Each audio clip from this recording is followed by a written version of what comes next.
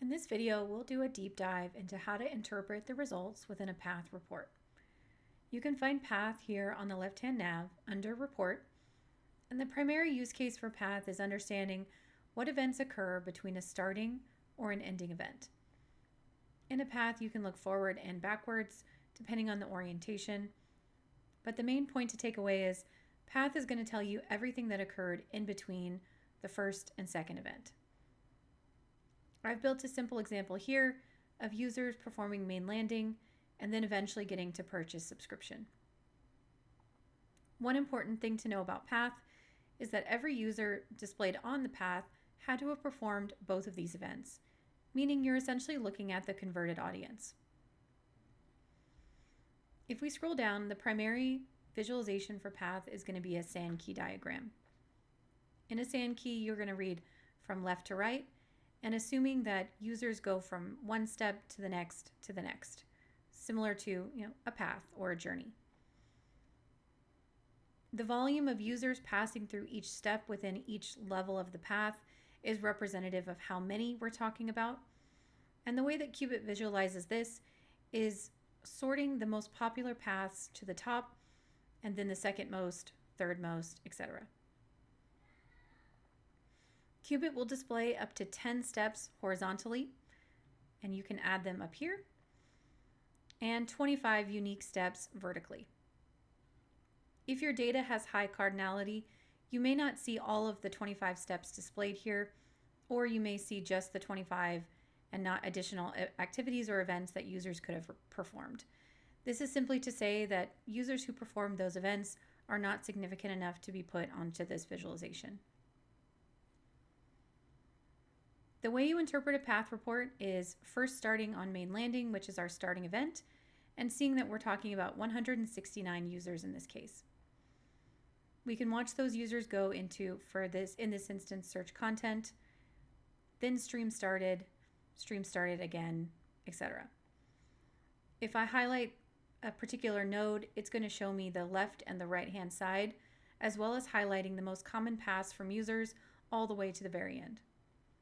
This is a great way to identify paths of popularity or maybe areas that you don't expect your users to flow through.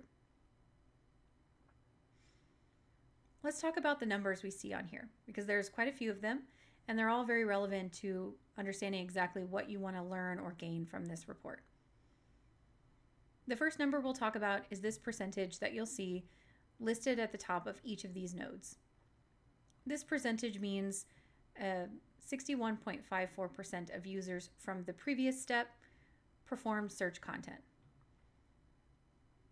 This number plus all of those within this vertical should equal 100, as we're reconciling where these 169 users went in their second step within this path.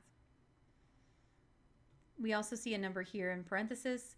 This is representative of the actual number of people that we're talking about. In this case, 104 users perform search content second. As we hover over one of the streams within this particular node, we can see two things: search content, which is the event node that we're hovering over, and stream started, and numbers next to them, 104 and 39. What we can determine from this is that 104 users looked at search content second, and of those, 39 of them went on to stream started as their third step. This results in a conversion rate, or CVR, of 37.5%. If I hover over a different one, I'll see the same top number, as we're still talking about those 104 users, but then 31 of them instead went to main landing as their third step, resulting in a conversion rate, or CVR, of 29.81%. So from a single visualization, I can determine a number of things. I can see how many users had stream started as their third step after search content, which is 31.33%, or 52 users. I can also see, of those users, how many of them went from stream started to stream canceled. Now, one thing you'll notice here is the stream started has 60 in it. However, up here we only see 52. This is because Kubit is rather smart in saying, even though you're not shown on a visualization like this, we still want to account for those users as they flow through this path, meaning that in their second step, they maybe did something that is less than important, And we still want to reconcile that number up here because their third step was something that was relevant. In this case, stream started. You can see this question mark here. If I hover over it, it says the value includes 8 subjects coming from the other previous steps, which means they were coming from something down here that we don't feel is valid enough or significant enough to demonstrate. All this to say, there's a lot of numbers on this report, and sometimes they can get a little bit confusing, so hopefully this video helps you understand what numbers are relative to what item, and if you want to understand conversion rate from one step to a significant other step, simply highlighting that particular path is going to be the way to do it and looking at that CVR percentage, or instead looking at holistically how many people come from one to the next from each of the different nodes. Let us know if you have any questions. Thank you so much.